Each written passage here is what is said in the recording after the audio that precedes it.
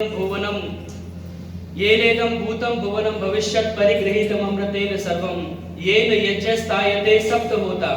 ये सात होता हमारे जो मुखमंडल में विराजमान है, ये सात होता प्रत्येक क्षण यज्ञ कर रहे हैं। कौन कौन से हैं ये सात होता?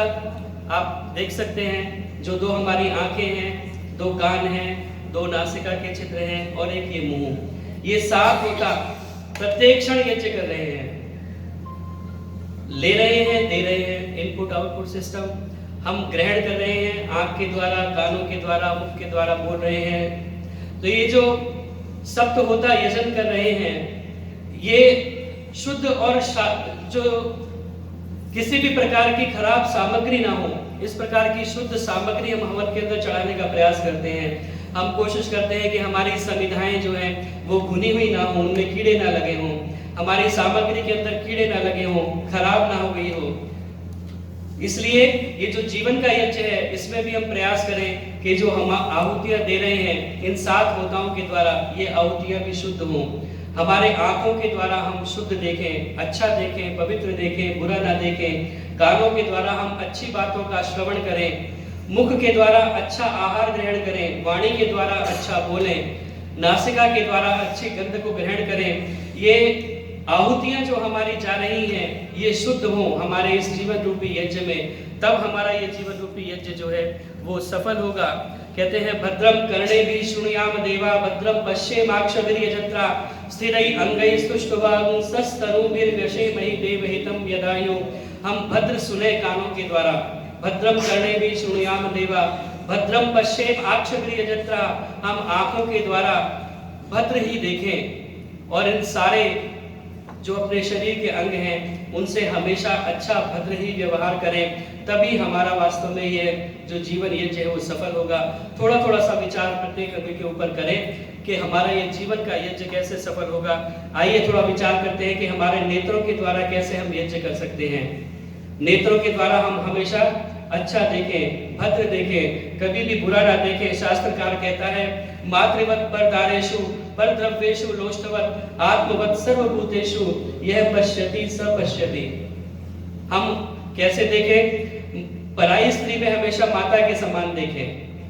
मातृवत परदारेषु परद्रव्येषु लोष्टवत, दूसरे के धन को मिट्टी के ढेले के समान देखें। आत्मवत सर्वभूतेषु, और सभी लोगों में अपने समान देखें। जो ऐसा देखता है वास्तव में वही देख रहा है। यो देखने को तो हम सभी देखते हैं। पश्यति इति पशु, जो केवल देखता है और कुछ देखने के अलावा विचार नहीं करता, कोई विवेक नहीं लगाता, वो केवल पशु बनकर के रह जाता है। अगर उसमें विवेक समाहित हो जाता है तो हम पशु से मनुष्य बन जाते हैं। तो इसीलिए हमें देखना है तो इस प्रकार से देखना है, मातृवत परदारेषु परद्रव्येषु लोष्टवत आत्मवत सर्वभूतेषु यह पश्यति स पश्यति। और आप उदाहरण देखेंगे इतिहास के अंदर, बहुत सुंदर उदाहरण हमें देखने के लिए मिलते हैं। कहते हैं कि जब ऋष्यमुख पर्वत पर सुग्रीव इत्यादि सभी लोग बैठे हुए थे, भगवान श्री रामचंद्र और लक्ष्मण वहां पर सीता की खोज करते हुए पहुंचे हैं हनुमान जी के साथ में, तो सुग्रीव ने निकाल करके कुछ आभूषण दिखाए हैं और उन आभूषणों को भगवान राम की तरफ करते हुए कहा कि आप इन आभूषणों को क्या पहचानते हैं? क्या ये माता सीता के ही आभूषण हैं?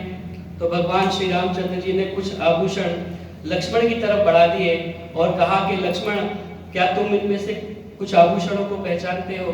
तो आप सभी जानते हैं कितना सुंदर उत्तर वहां पर लक्ष्मण ने दिया। कहा कि ना हम जानामि केयूरे ना हम जानामि कुंडले नूपुरे त्वभिजानामि नित्यम पादाभि वंदना।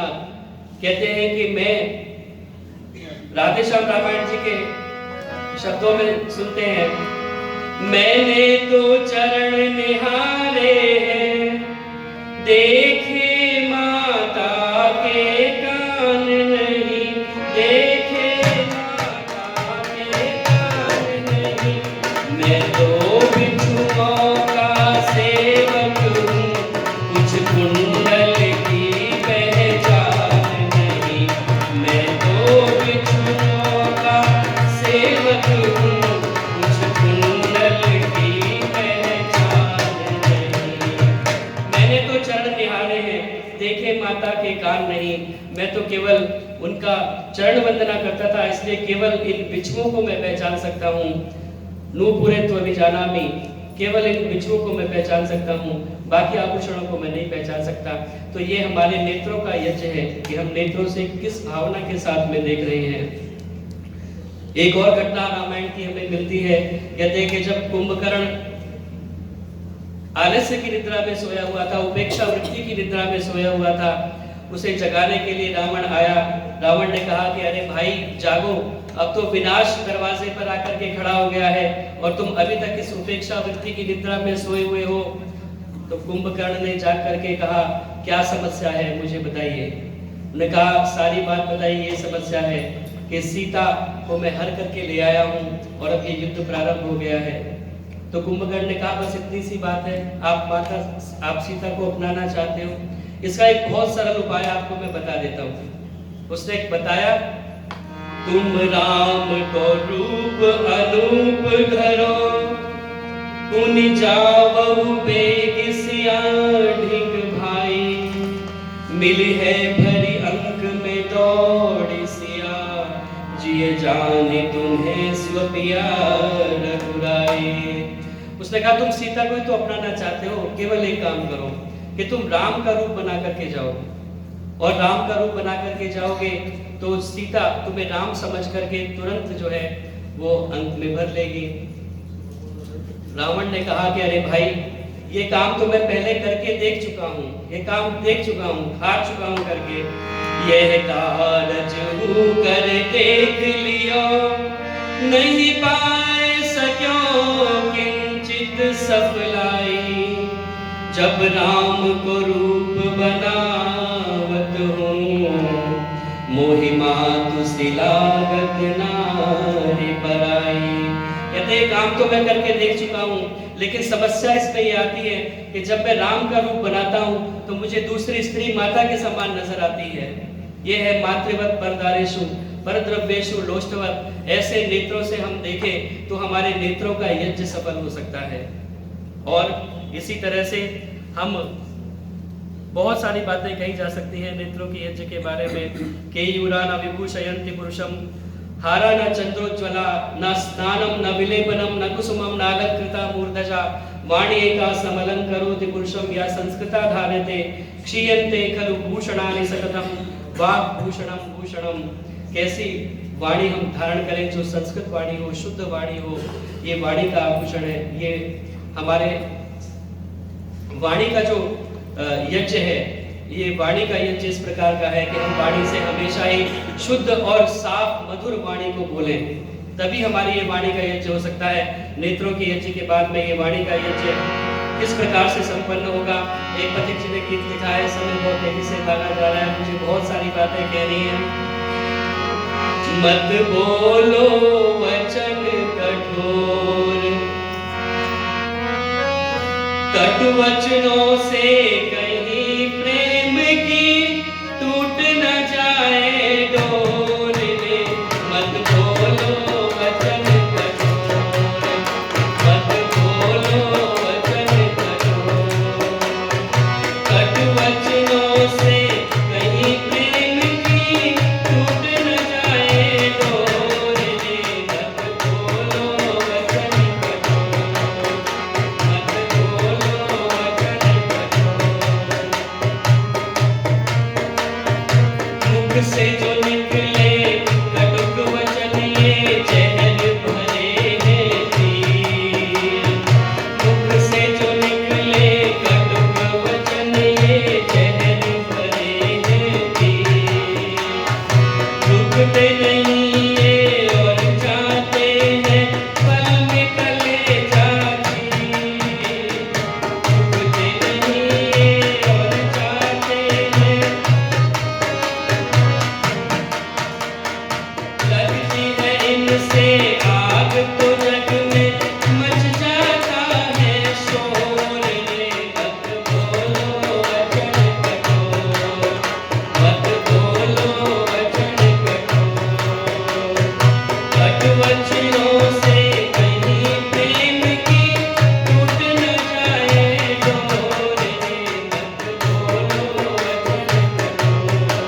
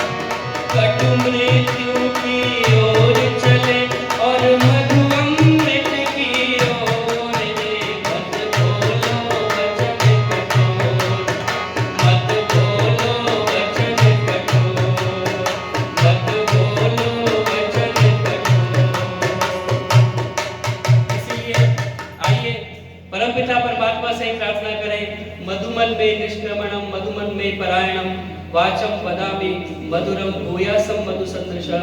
मैं हमेशा वाणी से मधुर बोलूं, मेरा व्यवहार सारा मधुर हो।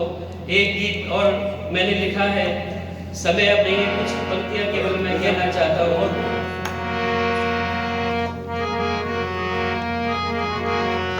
हाथ जोड़ कर विनय करूं प्रभु, मुझको यह वरदान दो।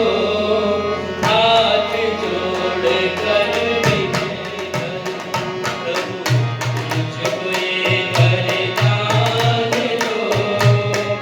मधुर वचन ही बोलो मुख से, ऐसे मुझे जुबान दो। हाथ जोड़ कर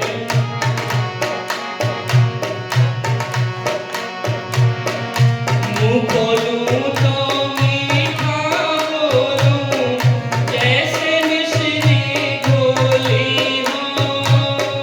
मुँह खोलूं तो मीठा बोलूं, जैसे मिश्री घोली हो। सोच समझ कर वचन उचारूं, बातें ना भी बोली हो। दुश्मन को भी अपना कर ले, ऐसी मीठी बोली हो। वाणी की वीणा पर हरदम, वाणी की वीणा पर हरदम, मीठे मीठे तान दो। मधुर वचन ही बोलूं मुख से, ऐसे मुझे जुबान दो। हाथ जोड़ कर विनय करूं प्रभु, हाथ जोड़ कर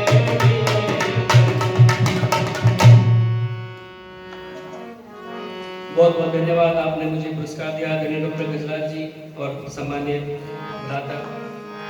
तो ऐसे मधुर हमारी वाणी हो। पूरा गीत सुनाने का समय मेरे पास में नहीं है, तो हम अपने शरीर के प्रत्येक अंग के द्वारा, नेत्रों के द्वारा हम यज्ञ करें, नेत्रों से अच्छा देखें। वाणी के द्वारा हम मधुर बोलें, इन पैरों के द्वारा हम सत्संग में जाएं, हाथों के द्वारा हम दान दें। बहुत सारी चर्चा दान के बारे में भी की जा सकती है, विषय बहुत बड़ा है। तो हम अपने शरीर के प्रत्येक अंग के द्वारा यज्ञ करें, तब हमारा ये जो जीवन यज्ञ है वो सफल हो सकता है। इसलिए जो गीत मैंने प्रारंभ किया था उसे मैं पूर्ण करके अपनी वाणी को विराम देना चाहता हूँ।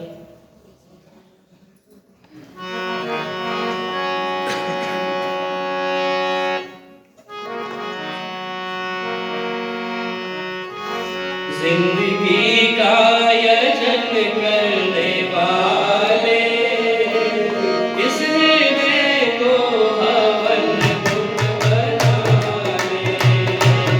जिंदगी का यजन करने वाले, इस हृदय को हवन धुन बना। यज्ञ में हो ये जीवन ही सारा,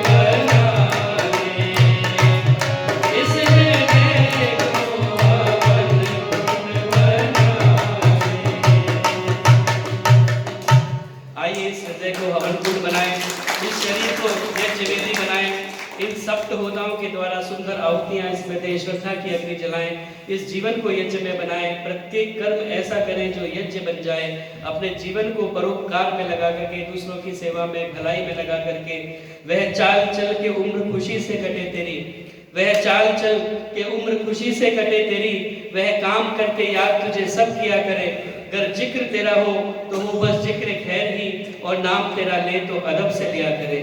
इत्युक्तम।